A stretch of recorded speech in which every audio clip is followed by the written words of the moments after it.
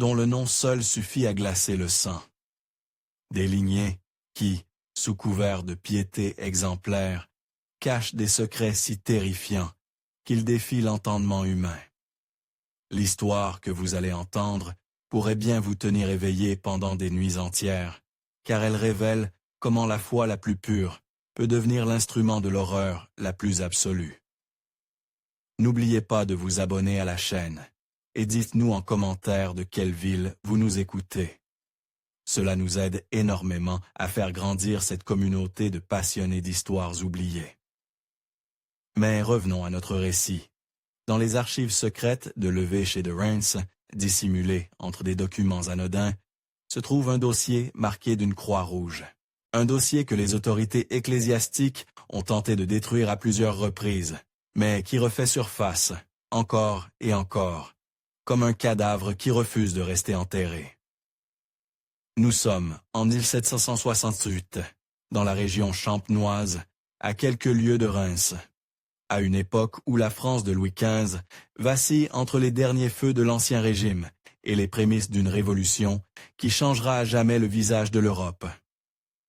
C'est dans ce contexte troublé que prospère la famille, la Rochefleur, une lignée noble dont les origines remontent au XIIIe siècle. Dont leurs ancêtres combattaient aux côtés de Louis IX en Terre Sainte.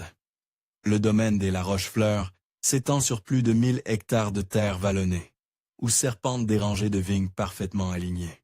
Les caves voûtées du château creusé dans la craie champenoise abritent des milliers de bouteilles de ce vin pétillant qui fait la réputation de la région. Mais ce qui distingue cette propriété de toutes les autres, c'est la présence d'un monastère privé, érigé au cœur même du domaine. Cette construction gothique, aux pierres noircies par le temps et les intempéries, dresse ses tours élancées vers le ciel comme des doigts accusateurs. Ses murs épais, percés de rares fenêtres en forme de meurtrières, semblent défier les regards indiscrets. À l'intérieur, des couloirs voûtés aux dalles de pierre usées par des siècles de pas résonnent du moindre murmure. L'odeur d'encens et de cire se mêle à celle plus âcre de la pierre humide et des vieilles tapisseries.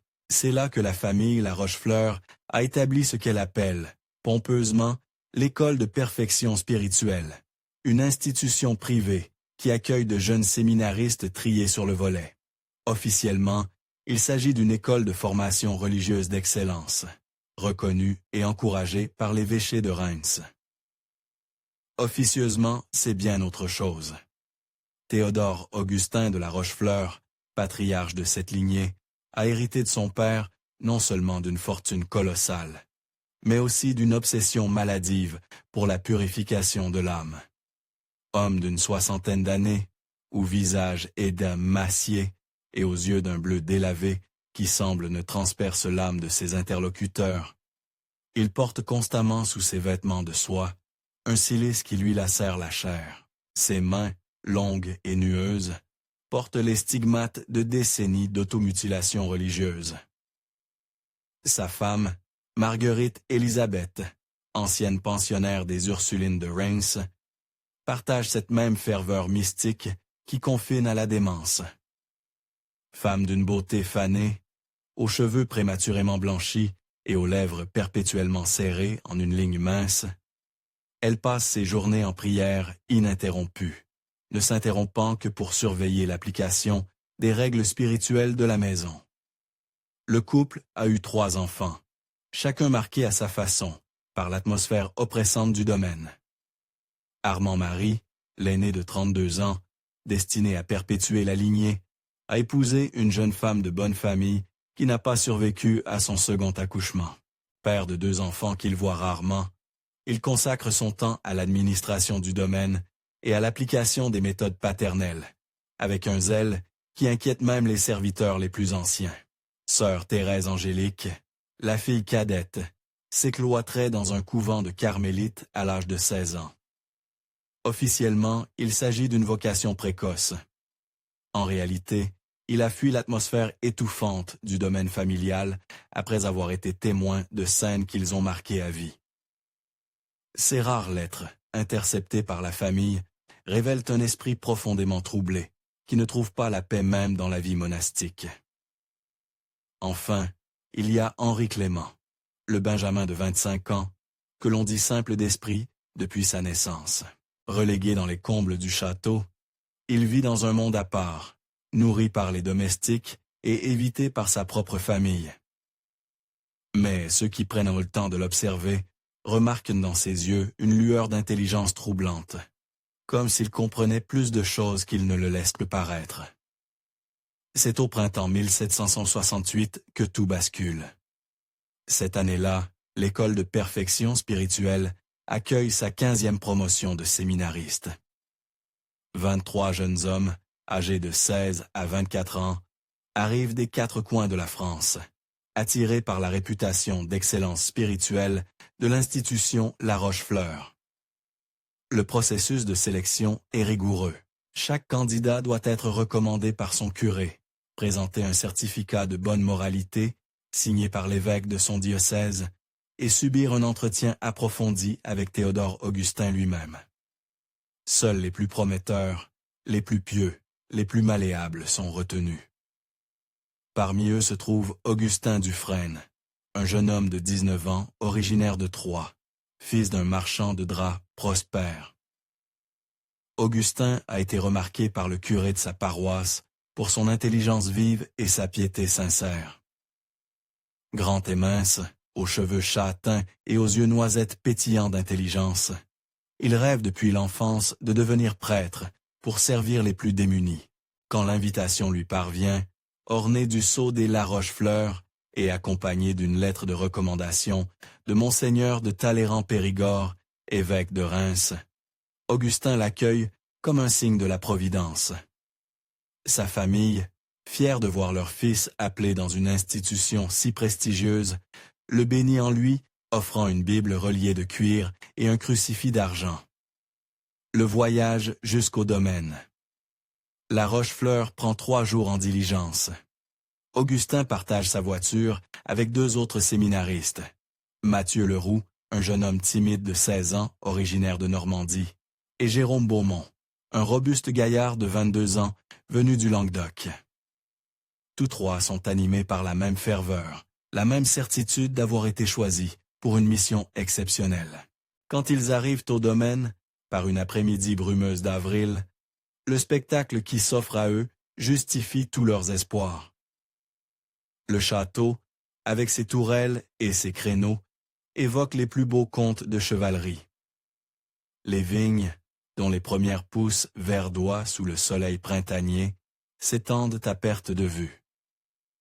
Le monastère, avec ses voûtes gothiques et ses vitraux aux couleurs éclatantes, semble tout droit sorti d'un livre d'heures enluminées. Les premiers jours semblent confirmer cette impression. Les séminaristes sont logés dans des cellules individuelles, austères mais propres, meublées d'un lit de paille, d'un crucifix et d'un prie-dieu. Le monastère est d'une beauté saisissante, et les enseignements dispensés par Théodore Augustin de La Rochefleur d'une profondeur théologique remarquable. Mais très vite, Augustin Dufresne remarque des détails troublants. Les repas sont frugaux, presque dérisoires. Un morceau de pain noir et une équelle d'eau tiède pour le petit déjeuner. Une soupe claire et quelques légumes pour le déjeuner. Le soir, seuls ceux qui ont fait preuve d'une dévotion exemplaire ont droit à un véritable repas. Les autres se contentent de pain et d'eau. C'est pour purifier notre corps, explique frère Dominique, un ancien séminariste devenu assistant de Théodore Augustin. Un corps affaibli par la chair ne peut s'élever vers Dieu. Nos prédécesseurs ont tous témoigné que cette méthode les avait menés à des extases spirituelles extraordinaires. Mais ce qui inquiète le plus Augustin, ce sont les exercices de mortification qui se déroulent chaque soir dans la crypte du monastère. Tous les séminaristes doivent y participer, vêtus de simples braies, le torse nu. Là, dans cette salle voûtée, éclairée par des torches, dont les murs suintent d'humidité et résonnent du moindre gémissement, ils s'infligent des coups de fouet sous le regard approbateur de Théodore Augustin et de ses fils. La chair est faible, proclame le patriarche de sa voix grave et caverneuse.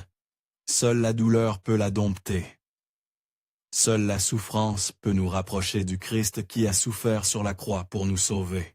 Au début, Augustin accepte ces pratiques comme faisant partie d'une tradition monastique qu'il ne connaît pas.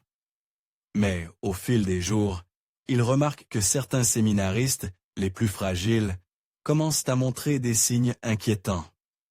Des évanouissements pendant les offices, des plaies qui ne guérissent pas, des délires mystiques qui semblent davantage relever de la maladie mentale que de l'extase spirituelle. Ce qu'Augustin ignore, c'est que cette pratique ne date pas d'hier. Depuis 3 générations, les La Rochefleurs ont développé une méthode d'enseignement spirituel qui pousse la mortification à ses limites les plus extrêmes. Le grand-père de Théodore Augustin, Boniface Hilaire de La Rochefleur, avait établi les premières règles de l'école, après avoir étudié les méthodes des flagellants médiévaux et des ermites du désert. Dans les archives familiales, conservées dans une pièce secrète du château, accessible uniquement par un passage dissimulé derrière une tapisserie représentant le martyre de Saint-Sébastien, s'accumulent les témoignages de décennies d'abus. Des lettres de parents inquiets restaient sans réponse ou accompagnées de réponses évasives. Des certificats de décès de jeunes séminaristes morts, officiellement de fièvre maligne ou de phtisigue galopante. Des correspondances avec des évêques complices qui ferment les yeux contre des donations généreuses. Le plus troublant de tous ces documents est un carnet tenu par Boniface Hilaire lui-même, dans lequel il consigne méticuleusement les progrès spirituels de ses pupilles. Écrit d'une main ferme et précise, ce journal révèle une obsession maladive pour la douleur et la souffrance. On y lit des passages glaçants. Le jeune Christophe a supporté 30 coups de fouet avant de s'évanouir. Sa résistance à la douleur s'améliore. Il sera bientôt prêt pour l'épreuve ultime. Ou encore, Matthieu refuse de manger depuis 4 jours. Son corps se purifie, son âme s'élève, la faim et la voie vers Dieu. Mais le plus inquiétant, ce sont les références cryptées à ce que Boniface Hilaire appelle l'épreuve ultime. Des mentions récurrentes de séminaristes qui ont rejoint les rangs des élus ou qui ont atteint la perfection spirituelle. Des noms qui disparaissent soudainement du registre, sans explication, comme s'ils s'étaient volatilisés. Le père de Théodore Augustin, Ambroise Théophile de La Rochefleur, a poursuivi et perfectionné cette tradition. Ses propres écrits, retrouvés dans la même cache secrète, révèlent une escalade dans l'horreur. Il décrit des expériences spirituelles de plus en plus extrêmes, des purifications qui poussent les séminaristes aux limites de la résistance humaine. Dans une lettre adressée à un évêque complice, datée de 1745, Ambroise Théophile écrit « Nos méthodes portent leurs fruits. Nous avons réussi à créer une nouvelle race de prêtres, purifiés par la souffrance, libérés des tentations de la chair. Ceux qui survivent à notre formation deviennent des serviteurs de Dieu, d'une dévotion exceptionnelle. Ceux qui ne survivent pas, eh bien, ils rejoignent directement le Seigneur, ce qui est un privilège enviable. » Cette correspondance révèle l'existence d'un véritable réseau de complicité au sein de l'Église. Des évêques, des abbés, des dignitaires ecclésiastiques qui non seulement tolèrent les pratiques des La Rochefleur, mais les encouragent activement. En échange, ils reçoivent des donations substantielles qui leur permettent de financer leurs propres projets et d'assurer leur train de vie. Au fil des semaines, Augustin Dufresne commence à comprendre qu'il a pénétré dans un monde où la frontière entre dévotion et démence s'est depuis longtemps effacée. Les séminaristes les plus faibles disparaissent progressivement. Officiellement, ils sont renvoyés dans leur famille pour des raisons de santé. Mais Augustin remarque que leurs affaires restent dans les dortoirs et qu'aucun d'eux ne donne plus jamais de nouvelles. Le premier à disparaître est Matthieu Leroux, le jeune Normand timide qui partageait la diligence d'Augustin. Après 3 semaines de formation intensive, le garçon de 16 ans montre des signes inquiétants. perte de poids dramatique, évanouissement répété, délire mystique, un matin, son lit est vide. Frère Dominique annonce laconiquement qu'il a été rappelé dans sa famille pour des raisons de santé. Mais Augustin, qui s'était lié d'amitié avec le jeune homme, sait que Mathieu était orphelin, élevé par l'hospice de Rouen. Il n'a pas de famille vers laquelle retourner. Quand il ose te poser la question, frère Dominique le regarde avec un sourire glacial. Votre curiosité déplacée révèle un manque de confiance en la providence divine. Vous feriez mieux de vous concentrer sur votre propre cheminement spirituel. Le jeune homme commence alors à tenir un journal secret qu'il cache dans une anfractuosité du mur de sa cellule, derrière une pierre décelée. Il y consigne tout ce qu'il observe, les méthodes de plus en plus extrêmes imposées aux séminaristes, les faveurs accordées à ceux qui acceptent de dénoncer leurs camarades, les punitions infligées à ceux qui montrent des signes de résistance. Un passage de ce journal, écrit d'une main tremblante, témoigne de l'horreur croissante. Hieronymus, le jeune Allemand, a été surpris à voler un morceau de pain dans la cuisine. Monseigneur de la Rochefleur a ordonné qu'on l'attache dans la cour, nu par cette nuit glaciale de février. Au matin, nous l'avons trouvé inconscient, le corps bleui par le froid. Il délire depuis 3 jours, appelant sa mère dans sa langue natale. Personne ne semble se soucier de son sort. Frère Dominique dit que c'est une épreuve envoyée par Dieu pour tester sa foi. Augustin note également l'existence d'une hiérarchie perverse parmi les séminaristes, ceux qui acceptent, sans broncher les pires humiliations, qui dénoncent même leurs camarades, qui font preuve d'une obéissance aveugle, sont récompensés par de meilleurs repas et des cellules plus confortables. Ils deviennent les favoris de Théodore Augustin, ses instruments pour maintenir la discipline et l'ordre. À l'inverse, ceux qui montrent des signes de résistance, qui posent trop de questions, qui tentent de réconforter leurs camarades en détresse, sont marqués comme problématiques. Ils subissent des punitions de plus en plus sévères, des humiliations publiques, des privations qui les affaiblissent jusqu'à la limite de la survie. Si cette histoire vous donne des frissons, n'hésitez pas à liker cette vidéo et dites-nous en commentaire ce que vous pensez qu'il va arriver à Augustin. Mais ce qui va véritablement ouvrir les yeux d'Augustin sur l'ampleur de l'horreur, c'est sa rencontre avec Henri Clément, le fils cadet des La Rochefleur, officiellement simple d'esprit. Le jeune homme de 25 ans vit reclus dans les combles du château. Mais Augustin découvre qu'Henri Clément n'est pas fou. Il est terrorisé. Un soir, alors qu'il explore les couloirs du château à la recherche de la bibliothèque, espérant y trouver des textes qui l'aideraient à comprendre les méthodes employées par la famille La Rochefleur, Augustin entend des sanglots étouffés provenant des étages supérieurs. Poussé par la curiosité et la compassion, il gravit l'escalier de service qui mène au comble, ses pas résonnant sur les marches de bois vermoulu. Là, dans une pièce aux murs couverts de dessins enfantins représentant des scènes de massacre et de torture éclairées par une seule chandelle, il trouve Henri Clément recroquevillé dans un coin, tremblant de tous ses membres. Le jeune homme, aux cheveux filasses et aux yeux hagards, porte les mêmes vêtements depuis des semaines, et une odeur âcre de peur et de négligence émane de sa personne. Ils vont revenir, murmure Henri Clément en voyant Augustin. Ils vont revenir pour les emmener, comme ils ont emmené tous les autres. Augustin s'approche doucement, parlant d'une voix apaisante. Peu à peu, Henri Clément se confie. Il raconte qu'il a vu depuis sa fenêtre qui donne sur les bois, abordant le domaine, des séminaristes être emmenés en pleine nuit vers la forêt. Il raconte les cris qu'il entend parfois, portés par le vent, des cris qui ne ressemblent à aucune prière qu'il connaisse. Il raconte surtout sa terreur constante d'être découvert, en train d'observer ce qui ne devrait pas être vu. Mon père dit que je suis fou. Je suis Schott, Henri Clément, ses yeux roulant dans leurs orbites. Mais je ne suis pas fou. Je vois tout. Je vois les nouveaux qui arrivent, plein d'espoir. Je vois comment ils changent, comment ils maigrissent, comment ils se cassent, et je vois ceux qui ne reviennent jamais. Henri Clément révèle à Augustin l'existence d'un caveau secret, creusé dans la forêt, où son père et ses frères emmènent les séminaristes pour les dernières épreuves.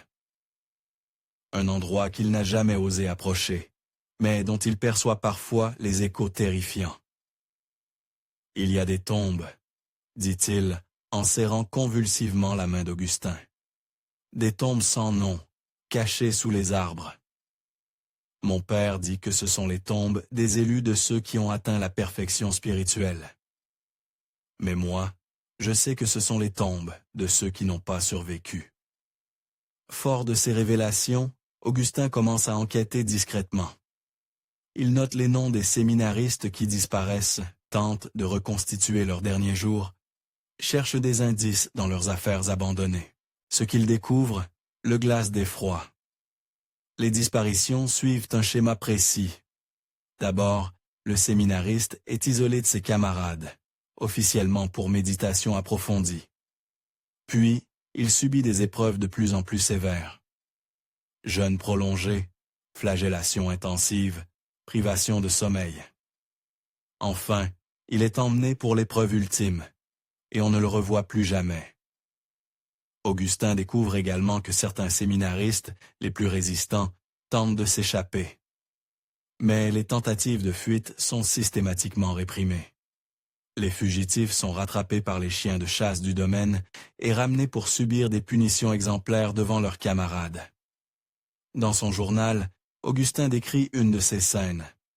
Jérôme Beaumont, mon compagnon de voyage, a tenté de s'enfuir cette nuit. Il a été rattrapé à l'aube, à quelques lieues du domaine.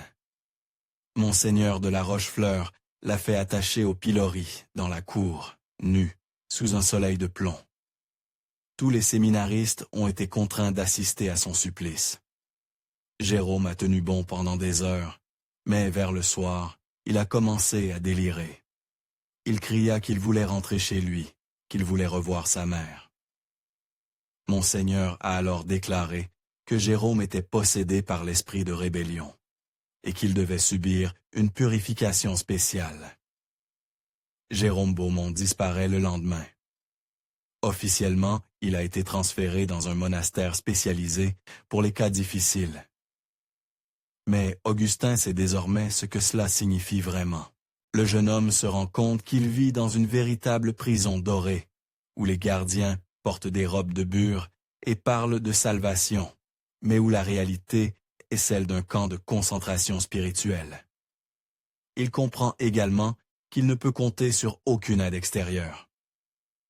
Les lettres des séminaristes sont interceptées et censurées. Les visites de famille interdites sous prétexte de retraite spirituelle, et les autorités ecclésiastiques complices ou corrompues. C'est alors qu'Augustin prend une décision qui va changer le cours de l'histoire. Il décide de rassembler des preuves, des témoignages, des documents qui pourraient exposer la vérité sur les pratiques des La Rochefleur. Il commence à voler des lettres dans le bureau de Théodore Augustin, à copier des passages des archives familiales, à noter les noms et les dates de toutes les disparitions. Mais ces activités ne passent pas inaperçues. Frère Dominique, qui surveille les séminaristes avec une attention obsessionnelle, remarque le comportement suspect d'Augustin. Des rapports sont rédigés, des soupçons exprimés. Le filet se resserre autour du jeune homme. Un soir, alors qu'Augustin examine des documents volés dans sa cellule, il entend des pas dans le couloir. Il n'a que le temps de cacher les papiers avant que sa porte ne s'ouvre brutalement. Théodore Augustin entre, accompagné de ses deux fils et de frère Dominique. « Mon cher Augustin, » dit le patriarche de sa voix mielleuse, « il semble que vous ayez du mal à vous concentrer sur votre cheminement spirituel. Peut-être avez-vous besoin d'une guidance plus personnalisée. » Augustin est emmené dans une cellule souterraine, creusée dans les fondations du monastère. Une cellule humide et glaciale, où la seule lumière provient d'une torche plantée dans le mur. Là, il va subir ce que les La Rochefleur appellent la purification intensive. Pendant des jours, Augustin est privé de nourriture et de sommeil. Il est interrogé sans relâche sur ses mauvaises pensées, ses tentations, ses péchés. Théodore Augustin et ses fils se relaient pour briser sa résistance, alternant promesses de clémence et menaces voilées. « Vous avez été choisi pour une mission particulière », lui dit Théodore Augustin, lors d'un de ses interrogatoires. « Vous avez l'intelligence et la force nécessaires pour devenir un de nos meilleurs disciples, mais d'abord, vous devez apprendre l'obéissance absolue. » Augustin résiste tant bien que mal, mais il sent ses forces décliner. La faim, la soif, l'épuisement font leur œuvre. Il commence à avoir des hallucinations, à confondre réalité et cauchemar. C'est alors qu'il comprend que son tour est venu. Il va subir l'épreuve ultime. Une nuit, Augustin est tiré de sa cellule par Armand-Marie et son frère cadet. Faible et titubant, il est emmené hors du monastère dans les bois qui bordent le domaine. La lune, presque pleine, éclaire d'une lumière blafarde le sentier qu'ils empruntent. Au bout d'une marche qui lui semble interminable, ils arrivent devant une construction étrange. Une sorte de chapelle souterraine, creusée dans une colline et dissimulée par des buissons. L'entrée, fermée par une lourde porte de chêne, est ornée d'inscriptions latines qui semblent danser dans la lumière des torches. À l'intérieur, Augustin découvre un spectacle qui dépasse ses pires cauchemars. La chapelle souterraine est aménagée comme une salle de torture médiévale. Des chaînes pendent du plafond, des instruments de supplice sont disposés sur des tables, et les murs sont couverts de taches brunes qui ne laissent aucun doute sur leur nature. Au centre de la pièce, un autel de pierre noire est dressé.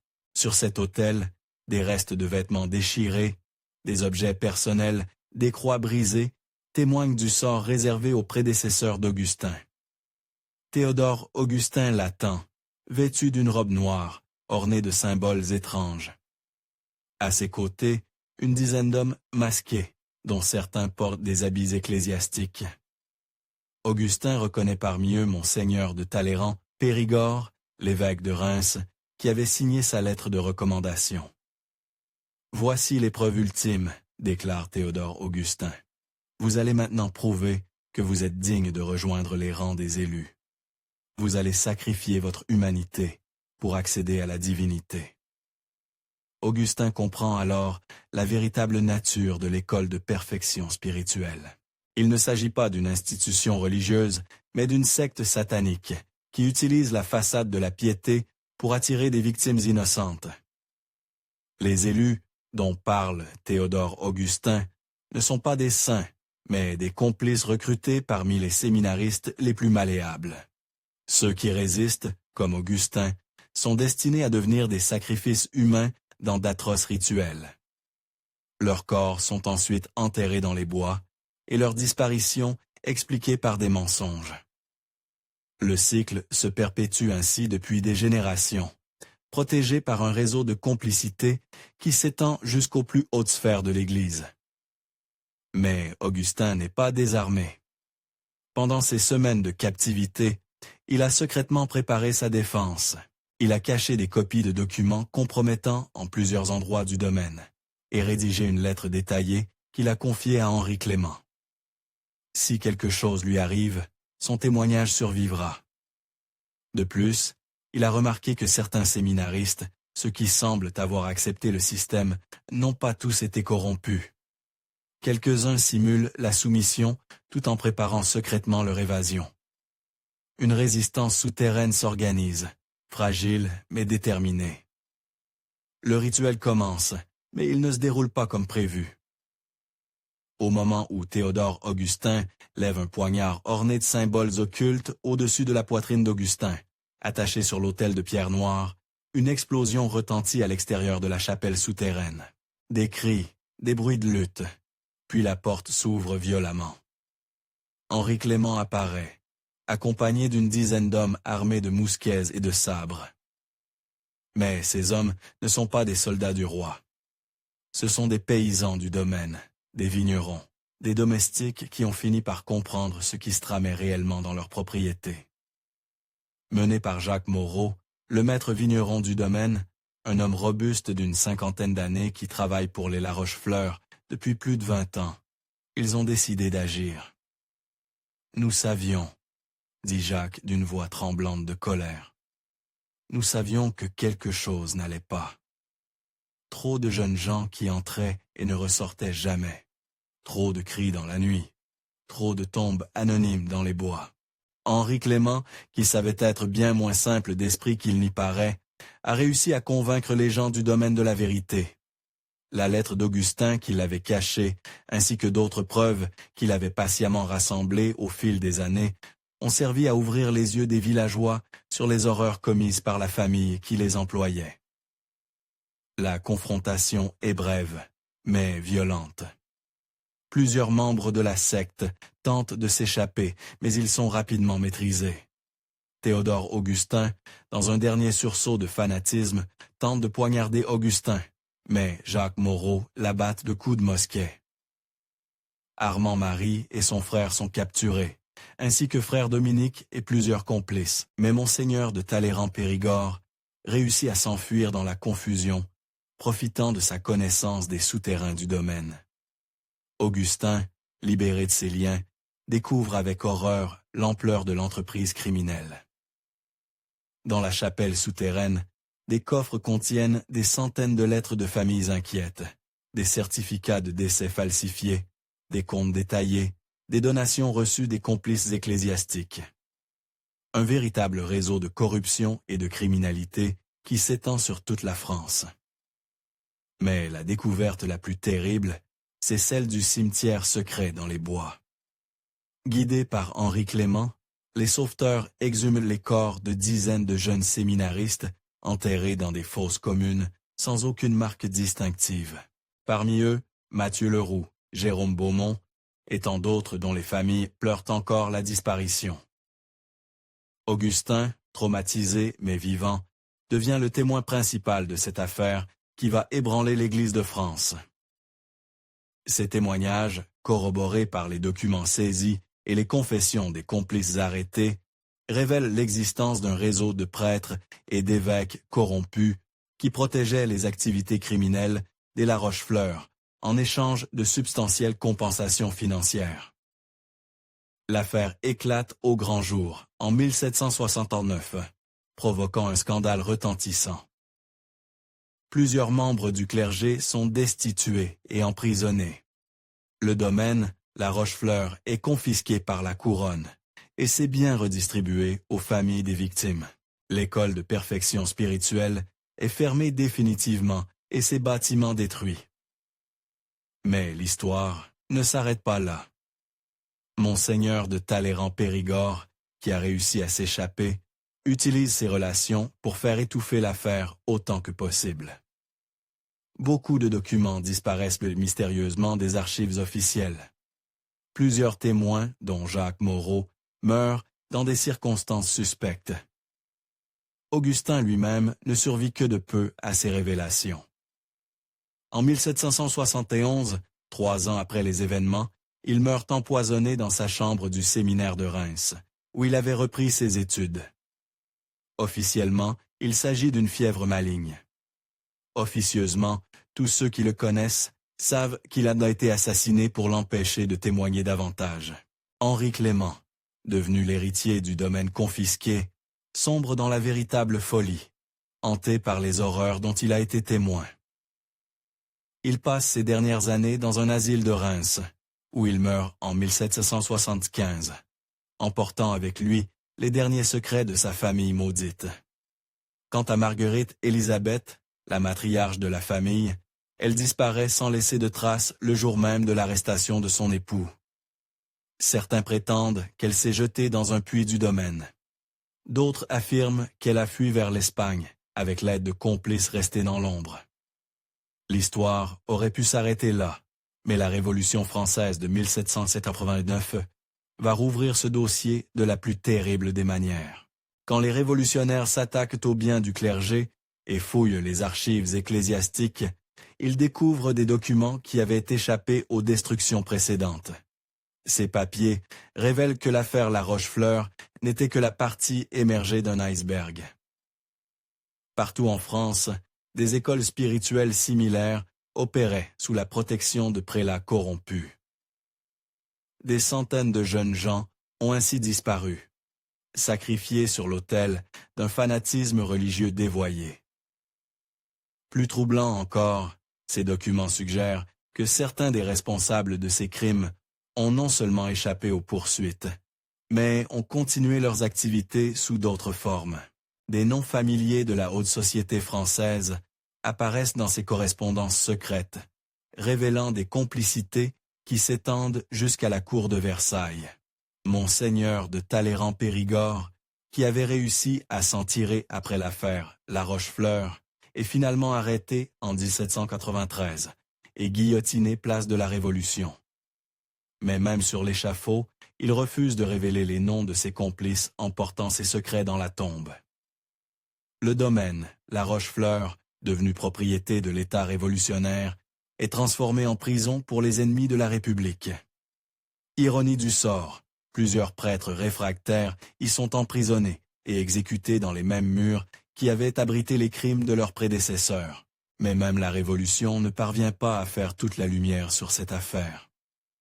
Trop d'intérêts sont en jeu, trop de familles puissantes risquent d'être compromises. Beaucoup de documents sont perdus dans le chaos révolutionnaire. Beaucoup de témoins disparaissent dans la tourmente. En 1802, sous le Consulat, une commission discrète est chargée d'enquêter sur les excès de l'Ancien Régime. Dirigée par Joseph Fouché, le ministre de la police de Napoléon, cette commission découvre des éléments troublants qui suggèrent que l'affaire La Rochefleur avait des ramifications internationales.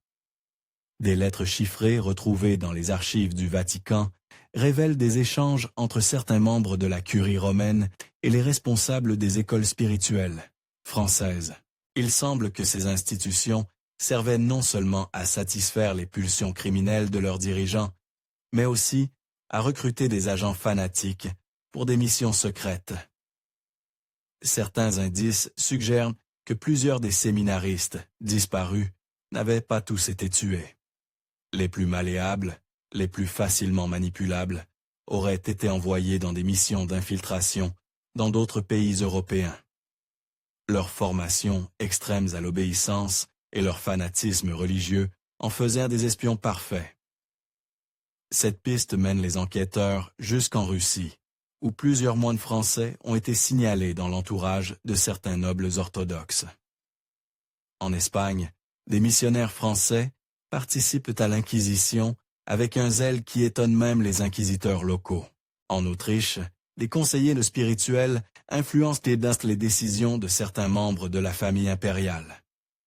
Mais ces investigations sont brutalement interrompues en 1804, quand Napoléon signe le concordat avec le pape Pie VII. L'empereur, soucieux de réconcilier la France avec l'Église catholique, ordonne que toutes les enquêtes sur les excès religieux de l'Ancien Régime soient classées sans suite. Les dossiers de la commission Fouché sont scellés et déposés dans les archives secrètes de la police impériale. Ils y resteront pendant plus d'un siècle, jusqu'à ce qu'un archiviste consciencieux les redécouvre en 1923 dans les sous-sols du ministère de l'Intérieur. Mais l'histoire de la famille La Rochefleur ne s'arrête pas avec la mort de ses derniers membres.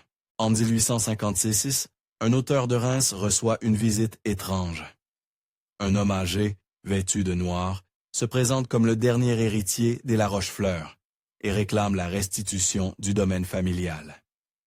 Cet homme, qui se fait appeler Théodore Clément de La Rochefleur, prétend être le fils caché d'Henri Clément, né d'une liaison secrète avec une servante du château. Il possède des documents qui semblent authentiques. Acte de naissance. Testament. Lettre de reconnaissance. Malgré les protestations des autorités locales, qui connaissent la sinistre réputation de cette famille, l'homme obtient gain de cause devant les tribunaux. Le domaine lui est rendu, ainsi que les ruines du monastère que personne n'a osé reconstruire. Théodore Clément s'installe dans le château restauré et commence à recevoir de mystérieux visiteurs. Des hommes en noir qui arrivent toute la nuit et repartent avant l'aube. Des caisses sont livrées, contenant on ne sait quoi. Des travaux secrets sont entrepris dans les caves du château. Les habitants des villages alentours commencent à signaler des phénomènes étranges.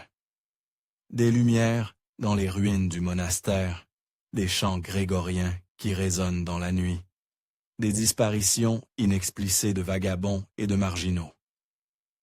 L'histoire semble se répéter, mais cette fois, les autorités réagissent plus rapidement. En 1858, une enquête discrète est ouverte par la gendarmerie impériale. Ce qu'elle découvre dépasse toutes les craintes. Théodore Clément a reconstitué une version moderne de l'école de perfection spirituelle. Mais au lieu de séminaristes, il recrute des orphelins, des enfants abandonnés, des jeunes gens sans famille. Sa méthode est plus subtile que celle de ses prédécesseurs. Il se présente comme un philanthrope, un bienfaiteur qui offre éducation et formation aux déshérités. En réalité, il continue l'œuvre de ses ancêtres, adaptée aux techniques modernes. Lavage de cerveau, manipulation psychologique, chantage affectif. Tous les moyens sont bons pour créer une nouvelle génération de fanatiques à son service. L'enquête révèle également que Théodore Clément n'agit pas seul. Il fait partie d'un réseau secret qui s'étend à travers toute l'Europe. Un réseau de familles aristocratiques qui ont survécu aux révolutions en se cachant derrière des façades respectables. Ces familles, liées par des serments séculaires et des traditions occultes, cherchent à reconquérir le pouvoir qu'elles ont perdu. Elles utilisent pour cela tous les moyens à leur disposition. Infiltration des institutions, corruption des élites, manipulation de l'opinion publique. L'affaire La Rochefleur n'était qu'un épisode de cette conspiration plus vaste, un test pour mesurer jusqu'où elle pouvait aller sans être inquiétée. En 1860, Théodore Clément de la Rochefleur est arrêté par la police impériale. Mais contrairement à ses prédécesseurs, il ne sera jamais jugé publiquement. Son procès se déroule à Huide-Claude, devant un tribunal militaire spécial. Les témoins sont peu nombreux. Les preuves soigneusement sélectionnées.